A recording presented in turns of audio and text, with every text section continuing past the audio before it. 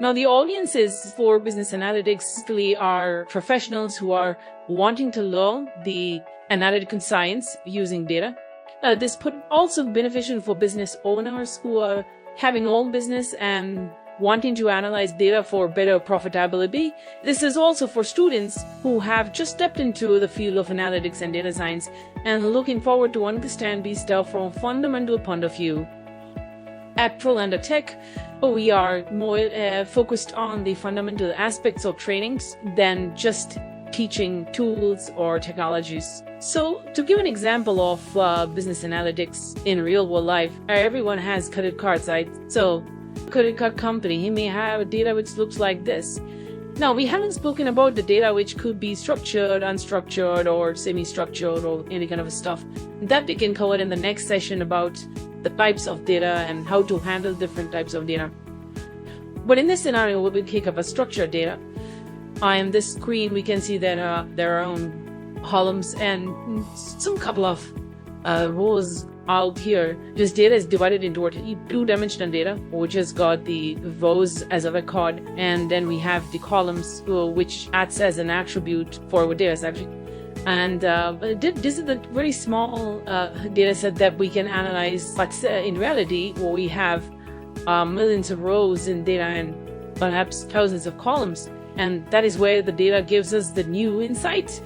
So let's say we have age, we have job, we have marital status, we have education, we have defaulted whether this guy or this particular person has defaulted the loan, the balance, the housing, whether he has current loans going on, yes or no, and some contact information. Based on this data, a banking company, again, probably looking to certain types of data that can be utilized for predictions about having credit cards with customers. The next slide is the business analytics terminologies. That is, like, we have a lot of names actually for business analytics. We have business intelligence, we have business analytics, data science, data mining is also there, decision science, and many, many different names. You call it by 1,000 names, but the story remains the same. So we have all the names, but yes, the purpose is all the same. That is, derive insights.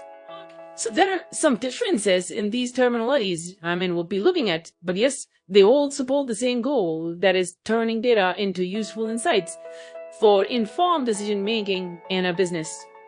So to keep in mind, and don't to forget, that we're utilizing data for insight making, for informed decision making. Types of analytics. That's everything. Descriptive, predictive, and prescriptive.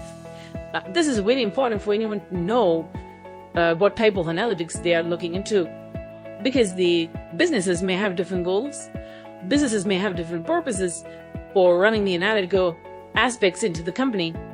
Some may want to create their recommendation system using artificial intelligence. Some may just want to have a reporting system which gives them in and out, or kind of a basic daily sales, or kind of a basic daily operation numbers.